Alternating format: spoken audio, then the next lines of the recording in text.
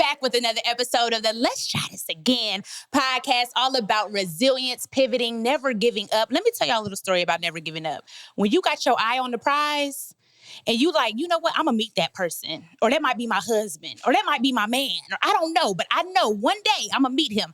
That is exactly how I felt the first time I watched Bad Boys 4. The whole time I was screaming. Every scene, I screamed for Will and Martin. You know, those are like amazing men that have helped me even in my career. And we're going to talk about that. But when this man came on screen, y'all, I was disrupting the whole movie. I don't care. Every time they showed his face, I said, go, babe. Kill him, babe. Get him, boo. Oh, my God, please don't kill my man. At the end, I thought the white lady was going to kill him. Oh, I thought that white lady was going to kill you. Oh, I'm so happy they let you live. Y'all, give it up. Virtual claps, everybody in the room. He is gracing our platform. Jacob Scipio. I said it right? You said it right. You got it.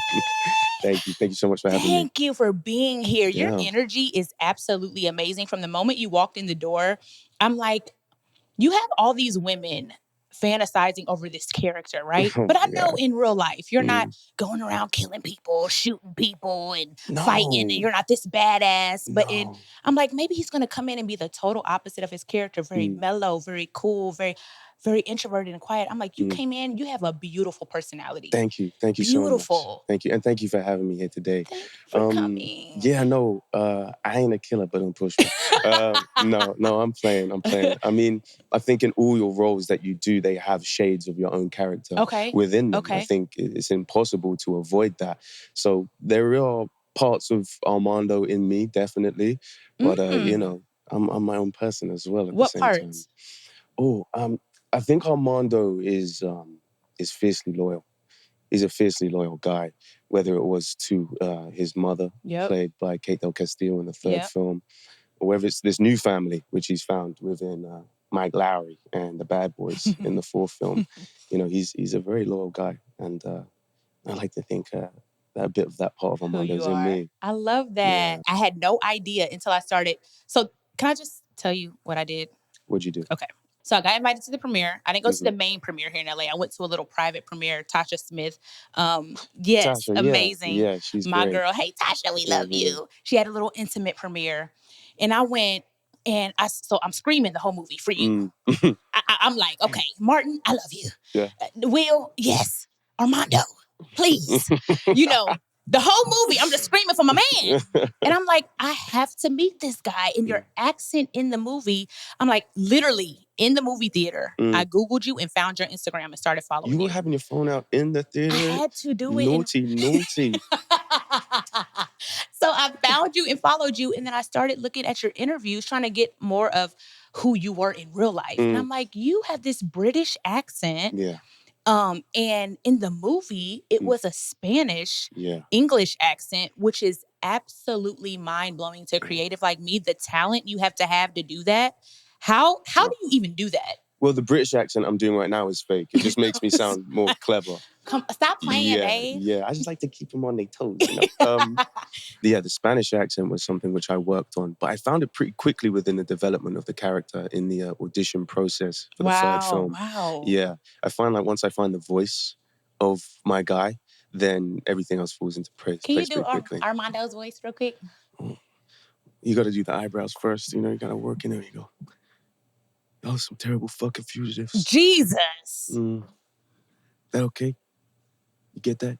Well, okay, we got it. We got it. Okay, go back to normal. Jesus, now I'm sweating again. I just got the sweat off of me, and now I'm sweating again. So I want to ask you this, because obviously you are very handsome. You're very beautiful. Not only are you physically beautiful, like I said, when you walked in the door, your energy, your heart, your aura is absolutely amazing. But how does that feel? And I can come from another perspective too, because I'm an artist, I'm an entertainer, I'm a comedian, I'm an actress trying to get into the acting world. Nowhere near where you are, but it's coming. It's coming. It's all coming. It's coming. Yeah. But how people look at your character compared to who you really are and how they treat you based off your character. Because right now, you're being lusted over by millions of women across the world. Yeah. Like, of course, it can be fun and it can be cool, but sometimes that can get like, that's not really who I am. You know, to be honest with you, B, it feels like everyone who has come up to me since this film has come out has been super respectful. Okay, good. Super kind. Good. full of like honest compliments. So I think that whatever you want to call it, lustful nature toward this character of Armando is certainly reserved for online. Okay. People pop off online. But in person it's always super respectful and good. nice. Yeah. So I love that. I love meeting people who have spent their hard-earned money to go and watch the film. I think it's like the least I can do to say hello and take a picture. Like I enjoy all that. Yeah. So I started getting, obsessed with Googling you. Okay. Because I was like, in case this is my husband, I need to know. I need to know where he comes from. Your homework. I had to do my homework. So you've been acting since you were 9 months old. Yeah. Which that's what they said. But what was you saying? Goo goo gaga? When I was casting that film, it was a bit of a stretch for me. I played a baby, which was, a tough call, but I really dug deep. But you got paid for it. I did get paid, but the funny thing is with that one, when I was a baby, I had quite a deep voice. Like a low decibel, a low tone, cry, like a low cry, like a Armando cry. Goo goo gaga. Right. Kind of boss baby. My goodness. Yeah. So but they ended up ADRing all of my cries out. They replaced it with some professional voiceover baby. Seriously? For real. Okay. Yeah. Because I turned up on set and I started crying. Like for real? Because I'm a baby. And the director's like, what the fuck is that noise? Where's that coming from? That baby? No, not going to work. We're not doing that. So yeah, I learned from a young age that, it's a cutthroat industry. It's like you can get cut out at any time. Even when you got Edit the it job, out. Even when you got it. Mm-hmm. So from 9 months old, doing all of these films, you've done some amazing things. Bad Boys is not just like your own. You've been acting for a long, long time. Mm-hmm. Would you consider this your breakout role? Certainly. I mean, I feel like it's the biggest project I've been involved with, and the character, having played him twice now, is the first time I've really been able to develop his journey and his arc over years. So I just think Armando is such an incredible character to revisit. He's kind of like a Swiss Army man. Yeah. You can put him anywhere in any situation and he'll hold his own. He can fly helicopters and drive boats and motorcycles and use any weapon on the earth, and his hands included. So that's just like physical aspect of him. But I was interested in like the vulnerability of him. And, So how do you tap into that vulnerability though? Like, are you going to moments in your real life where you had like, obviously I'm an actress, so I know, but I don't take class like I should. I'm more focused on my comedy right now. Yeah. So I'm not in it like you. Like the real character work, I can't say I've gotten to the point where I've got a role where I've had to really, really, really do that. Well, I mean, all props to you, B, because making someone laugh is far more difficult than making them cry. I feel like, I feel like in terms like, you don't have to do as much dramatically to hit somebody in the heartstrings but making someone laugh, you really have to be funny. Right? Okay. You know what I mean? I find that difficult to do. And so, big fan of your work for sure. Thank you. But tapping into the character's emotional level, I like to do a character Bible for all my roles. Okay. So I like to know from like the moment they're born to the moment the film starts. How was their life? Where have they been? Wow. And then I break it down into sections. And part of the process of investigating Armando and who he would have been was where he was born. And I found out that in Latin America, when in the women's jails, if you're pregnant when you go to jail and you have the kid in jail, they can stay with you in there until they're 6 years old. Wow. So there's this incredible photographer who did these pictures in this women's prison in Mexico. And it's like a creche. There's like all these kids running around this prison, and all the female inmates are helping raise them all. So I was like, damn, that's where Armando grew up. That's where he was. The first 6 years of his life was in a jail. Okay. And then I thought, wow, what would it be like to be separated from your mother at that time? Like the only love that you've had, the true love that you've had. And then where was you raised? Who was you raised by after? What happens, So anytime I'm on set and I need to tap into something, that's in the subconscious because I've done the work on the character beforehand. Yeah, and you do that every character. Yeah. Yeah, and because like you said, this is your breakout role, but you've been acting for so long. Do you feel like your relationships, your life, your personal life, even the love life, you have to approach it differently now because you're Armando? Like you're this heartthrob now before the world, gaining so many followers, gaining so much recognition in interviews, and people like me hitting you up like, I gotta get you on the pod. I want to hear you. I was like, I want to hear you. And look, y'all, he gave me he's like, email my PR. I was like, I'm not gonna get this man. He don't want to talk to me. No, I done DM'd him. Like, Gary, get me on this show. I was like, I emailed him. He was like, I'm gonna handle it. I'm gonna have him respond. And they responded. I was like, oh my God. You know, I was just so excited to see who you were outside of this character. But you know, when you start getting that elevation, like you said, relationships change, love life change. How do you approach that now? Because it's like a woman coming at you now, like me. I'm like, Armando. But it's like, who is Jacob? You know, dating has to be super different, a different approach in this season, I would think. Yeah. I mean, I haven't really run into any issues thus far with all of that stuff, but I do certainly think that every role you play, every character you play leaves its scars on you. Man. And it affects you. And you can't help but carry that with you into your life. But because people see you like that, or you're saying because of your experience on set? Well, my experience with shooting and life in general, of these characters and them being a part of me.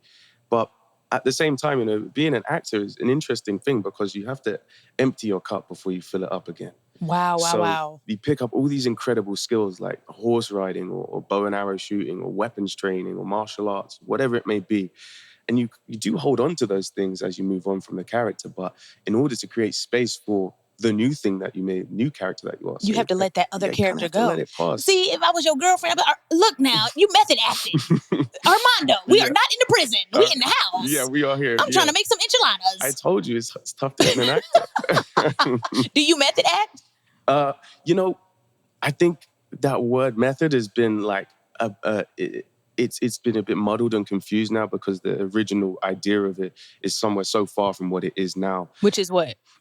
I think like you can have a method and that be your method. Got you. And it's like, I think it's Tom Hardy who said it. It's like, I'm paraphrasing here, but it's like, does it work or does it not work?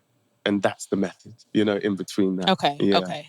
So I am going to go into imposter syndrome.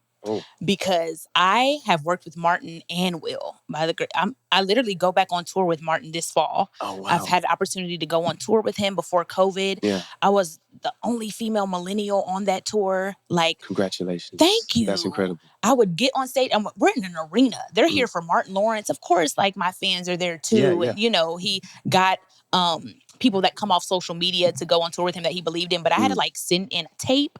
Like he had to watch my stand up. He had to like be like, I'm not just getting this girl because she has followers. She got to be good. I vet you. Yes. Whoever opens up for me has to set the tone for me to come out on stage. This is the Martin Lawrence tour. So I got to go on tour with him. And I remember thinking, okay, I'm going to go on tour with him. I'm going to just get on stage. He going to be in the back. He not going to be worried about me, whatever. I hugged my first show. I remember hugging him, walking on stage. And I was like, where is he going? You know, he stood right there and watched. And I was like, oh, from the wings. And I'm like, in my mind, like, am I good? Am I going to kill this? Am I good enough? Yes. Yes, you. He chose you for a reason. You are amazing in Martin's sight or out of his sight. I got to work with Will for his 50th birthday. I hosted his 50th birthday in Budapest. And that's what's up. I got to interview him. I was so nervous, but it's like, you're worthy to be here. Like they chose you for a reason. Yeah. So did you have imposter syndrome on set? Did you feel like that? I know you worked with him in Bad Boys 3, but I'm saying this was a way bigger role. 4, not so much because that was like returning home.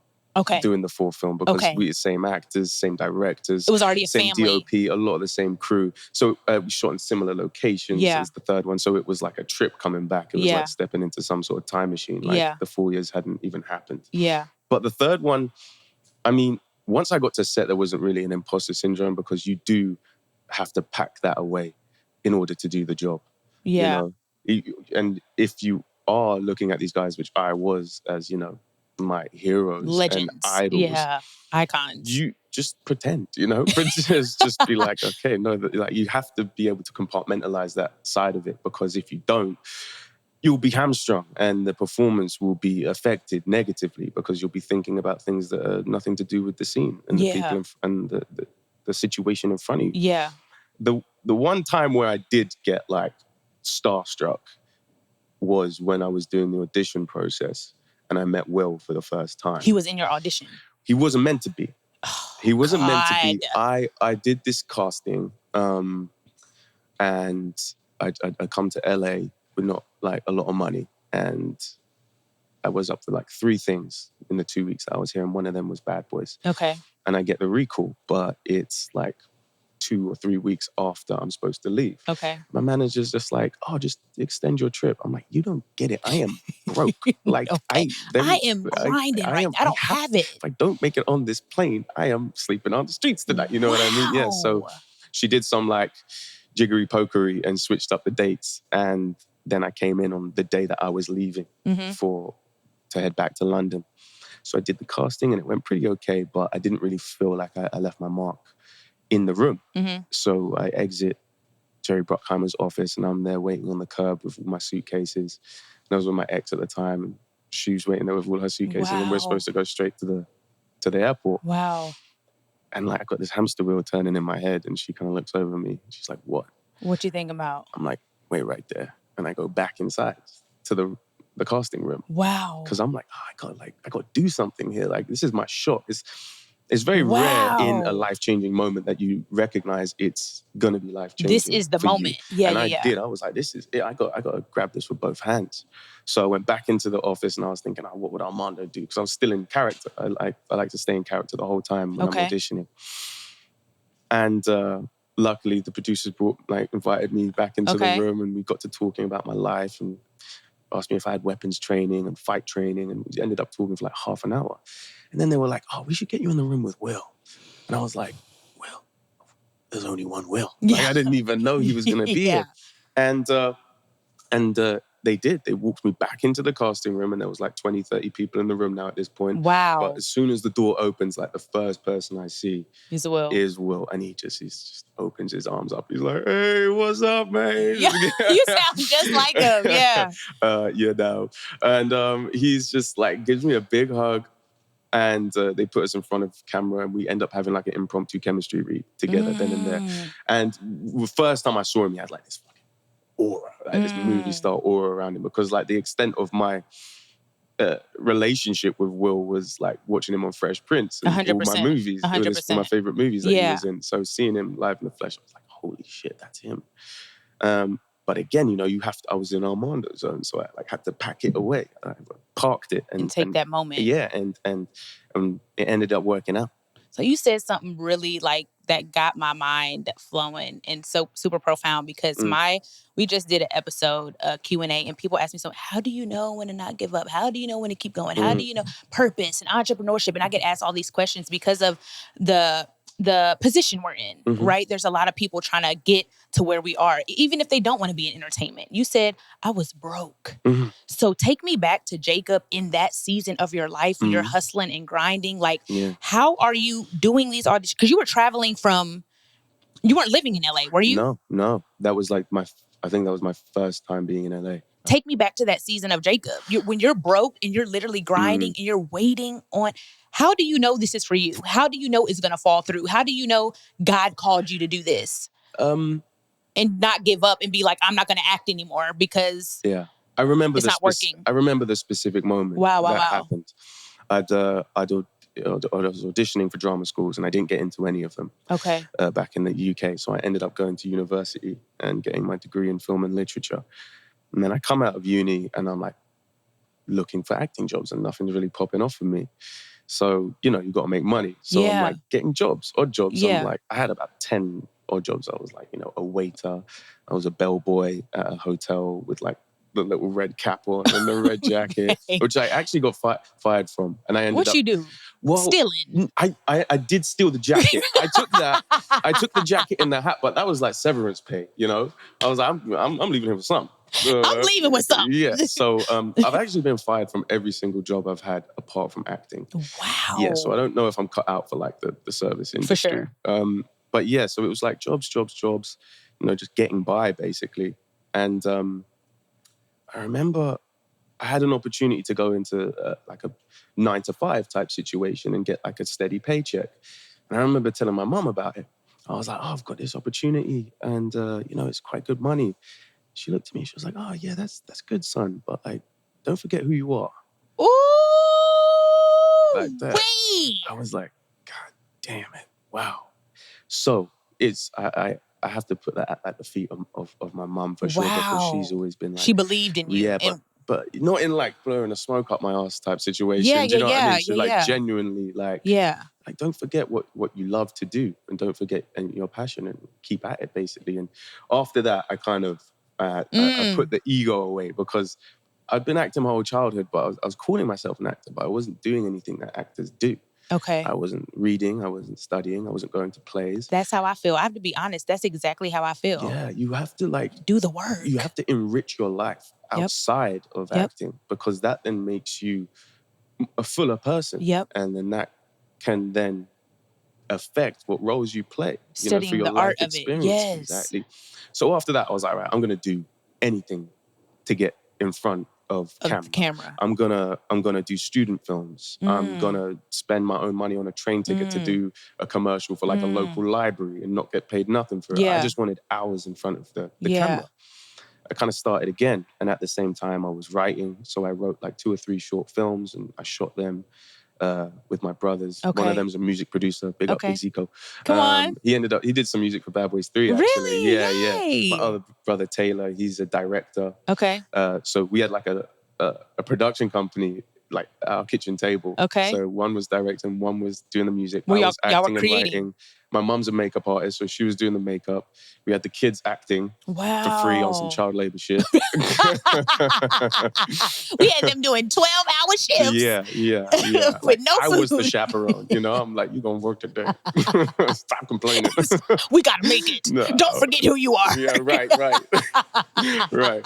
Okay. But yeah, so I mean, off the back of that, once I kind of started again, things just started coming into my life. I love that. And I got this audition for a film called The Outpost, which I ended up getting. To this day, I still feel is like the most important piece of work I've done. Wow. Because it's a true story about these American soldiers in this Afghani outpost in like the middle of enemy territory. How can we see it? Where is it at? Where's it playing? I think it's everywhere. Like Everywhere. Netflix and Amazon. So yeah, I'm gonna check it out. Okay. It's a really terrific film. We gotta watch it, y'all. Yeah, for real. And it's a true story. Okay. And I played a guy who died in the battle, Staff Sergeant Justin Gallegos. And it was honestly like just the honor of a lifetime, know, and it was a big responsibility, but I was so proud to do it. Yeah. And how that came about, the audition process, and why I feel I was so ready for it was because I had done all that other stuff before. If you're watching this on YouTube, if you're listening to the audio, something he said that was so profound, don't forget who you are. You might not have that mother. You might not have that friend. You might not have that parent that's speaking life into you. You might have to tell that to yourself every day. You might have to be your self-motivator. You might have to inspire yourself until you find that group of people or that person in your life that can inspire you. We all don't have a mother like Jacob. When that don't forget who you are, I get it. Yeah. I get it. Y'all, that's what we call in this episode. Don't forget who you are. You hear me? You tell yourself that. This is a message for you. Who are you in this season? Don't compromise. Do not give up. Do not waste time. Prepare and make sure you are being fulfilled and you're doing what God has called you to do. Don't forget who you are. I love that. Amen. I love that. Yeah, your mom is Yeah, she's a real one. She's a real one. You have a great relationship with your parents? I do. Okay, both of them? Yeah. Are they married, separated? Separated now. Okay. But yeah, I think you asked me earlier about like what I see in myself in Armando too. Yeah. And it's not just the loyalty, but it's like the love that he has for his family. Yeah. And for me, that's certainly one of the most important factors in my life is my family. Yeah. For sure, man. I mean, like all families, we have our ups and downs. Yeah, for sure. Smiles and cries. But that's part of life, right? The whole idea of ups and downs, I feel, is so important in life because if you just look at it like that, right, what does that look like? It looks like a heartbeat on a monitor. My God. And that is like, if you're doing this, it means you're alive. You're good. And if you do this, flatline. You're dead. Wow. And life is about that, like you were speaking about seasons earlier. Yeah. Certainly, man, it's all cyclical. Yeah. Do you have kids? No. Yes. No kids. See, God told me my husband didn't have kids yet. But I want kids, definitely. How many you want? I want 7 girls. I always say I want 8. We can have 7 girls and a boy. Don't worry. Okay, so, Armando, stop playing. I was going to say, with Will and Martin, we know they're so sweet. They're so nice. They're also professional, but they're not assholes. No. We know that by experience in real life. Yeah. Have you ever came to a set, maybe the imposter syndrome or the nervousness, and the person wasn't welcoming, or they were very guarded, or they were very, and it's like, damn. You said absolutely. Absolutely. And it's like in those moments of walking into an environment where you almost don't even feel, I mean, you felt prepared, but like you said, welcome, or you feel, how do you maneuver through that still knowing I am here for a reason too? You know, those ones, like, I'm blessed on Bad Boys because a lot of people say on movie sets, oh, there's like a family. Rare. It is like a family. I don't know if you've been to our set yet, but Will has his entire team there, and every single one of them are just so fantastic. Same with Martin. He has like his sisters there and the security guys who've been working with him for years. It's such an incredible environment. It's like a party, but we're doing serious work. So you can't walk into a warmer room. If you're in a situation where it's not like that, because they're not all going to be like that. No. You know, it's actually very rare for them to be like that. And you come across somebody that you're not vibing with or gelling with on a personal level, that's when it just turns into a job. And you just go, oh, okay. Oh, bet. It's that's what we're doing. Yeah. Cool. It's just like, I'm here to do a job. I'm going to just do my job. It now. Okay. Like, if you get to experience a set where everybody's getting along, that's a bonus. It's a great bonus. But that's not what we're there for. It's still the work. Like, if you're all getting along and having a great time and you put out a crappy movie, then like, what's the point? What's the point? What's the point? You had a great time, but what are you giving to the world, you know? It always comes back to the work. Would you write and direct and produce? Do you want to like do your own film, start writing your own stories? Definitely. And tell? Okay. Definitely. Cool. I mean, I've done like 2 or 3 shorts that I've written and starred in and produced and stuff. But definitely features. I've written a few features as well, which I'm flinging around the town and developing. So definitely writing, definitely producing, acting as well. But someday down the line, I'd love to direct as well. And now in this season, I'm gonna do the work. I'm gonna go to the plays. I'm gonna read the books. I'm gonna start taking acting class. I'm gonna start doing the work. Yeah. Don't forget me when you need a love interest. When you need a wife or a ride or die in the movie, write me in there. I will get you on speed. I'll audition. You don't need to read. No, yes, I do now. I'm going to do the work. Right. I'm going to get ready. So when you need me, I'll do it for free. All right. Then. Just put a kissing scene in there. I'll do it for free. I ain't even going to charge you. I will do it for free, but we got to kiss at least a minimum of 7. How long is the kiss, though? Long. We got to lock in. All right, cool. We have to act. All right, I got you. All right. What? 2 more questions for you. I'm going to get you out of here. I thank you so much for coming. Your spirit is beautiful. You are going to go so far because of that, because of your spirit, because of your heart, not just a pretty face. Why do you want 7 girls? Why? It's no like reason. Okay. Like but why girls? Well, I mean, why no son? I've got 6 brothers, so I'm one of. You said 7. Enough boys. Okay. So I just feel it'll balance it out. And I was raised around boys, and my eldest brother, he had 2 boys, so it was like a very male-centric family, you know. And then my brother Zach, he and his girl, they got pregnant, and they have 2 little girls now. Okay. And they're just like my favorite people in the world. Yeah. I used to think I wanted all boys until like a little girl came into my life, my nieces. I was like, oh, these guys are like so much better. Yeah. They're like far more emotionally intelligent. You can have a real conversation. Yeah. They're funny. And like when I was my niece's age, I was like eating dirt. You know what I mean? So right. Boys are very different than girls at a young age. Very different, you know? So yeah, I feel like that's why I want to go. I love that. That's so sweet. I can do 7 girls. Don't worry, I got you. All right. So kissing scene, 7 girls. See, I got my list. Yeah. Now I'm manifesting it whenever it happens. When y'all see us in this movie, number 1 on Netflix or Hulu or Tubi, I don't give a damn. It could be number 1 on YouTube as long as I get my kisses. From your lips to God's ears. You better manifest with me. Give me some. Give me some. All right, last question. In doing my research, looking you up, researching, looking at your interviews and stuff, somebody asked you in an interview, when Bad Boys 4 dies down, what are you most excited about? Do you know what your answer was? What was it? Being human again. Yeah. What you didn't elaborate on that. I want to know what that means to you and when did you start to not feel human? I mean, on like these press tours, like I love them. I love the energy that you get because your interactions with the audience is so clean. You're like right there. You can look into people's eyes and hug them and shake their hands. And filming is usually quite like a solitary exercise. You know, you go from developing a character in your room alone to sharing it with 100 million people. You know, so it's like, again, ups and downs, right? So on like the press tours and stuff, I'm still obviously me, but it's like a version of me. It's like one that's on, or you know, selling a movie or whatever. It's still definitely me, but it's a heightened version of me.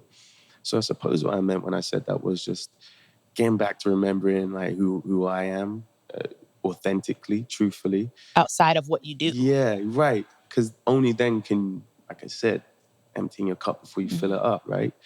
So I'm in the process of that. The cup's like brimming right now. So I'm looking forward to the next drink. Next thing. Yeah.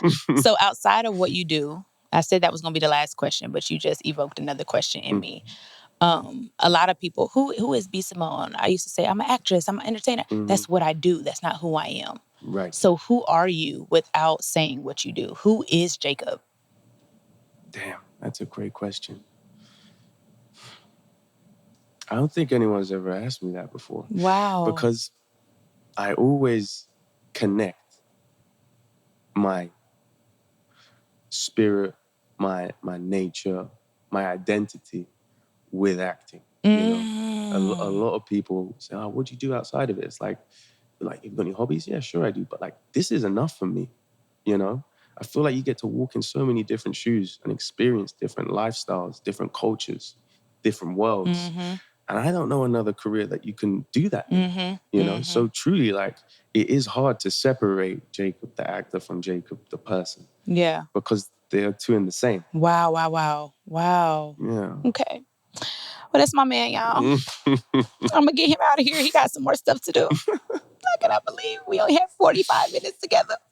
Thank you for coming. Thank you for just playing. You know, I'm goofy. I'm going to play. But you is fine. And, you know, I'm going to give you my number. Okay. All right. Don't block me. No, ma'am. Thank you so much for being here.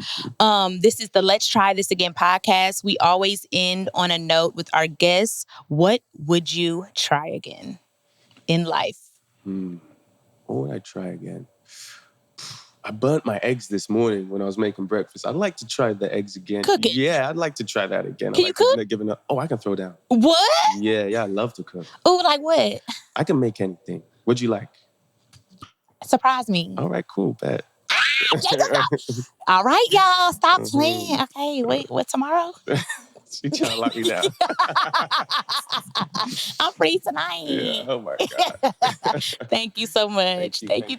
So much fun. You guys, this was so fun. He's so handsome. He's so beautiful. His aura is amazing internally as well as externally. This was the Let's Try This Again podcast with your host, b.simone. Please check us out next week. Audio drops on Monday. The visual drops on Tuesday. I love you guys. Thank you for tuning in. Yeah. Bye. Thank you for joining me for another episode of the Let's Try This Again podcast. Don't forget to subscribe and share the podcast. Until next time, stay resilient and remember, I love you guys.